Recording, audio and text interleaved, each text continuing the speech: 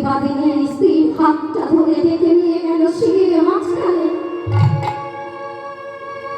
ওই যে সিঁড়ি উঠেছি, এইখানে একটা ছোট্ট দরজা বসিয়ে দেব সুদর্শনের মতো।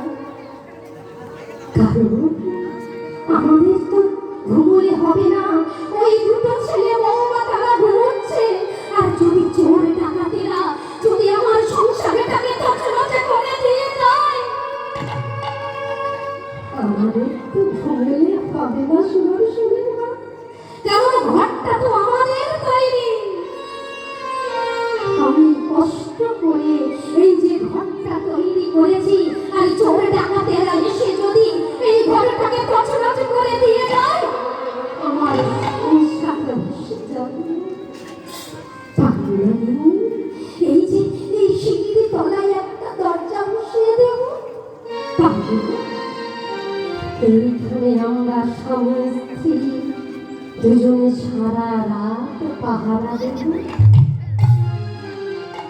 এটা বললাম দৃষ্টান্ত, সংসারে যা ঘটছে। সিদ্ধান্তটা কি? এই যে ভগবান এখানে একটা ছোট্ট চোরাকুটির মধ্যে বসে আছে, ভগবান একটা ডেঞ্জারাস জায়গায় বসে আছে। বাবা মা যেমন ঘর তৈরি করেছে তাদের ছেলেদের সুখের জন্য ওই সিঁড়ি ঘরের নিচে তারা আছে, ভগবান যেমন আমাদের দেহ সৃষ্টি করেছে,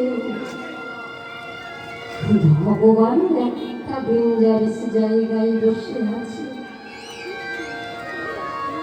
এই যে আপনারা হরিনাম শুনছেন, কে বলতে পারে আমি যে এখানে হরিনাম করছি?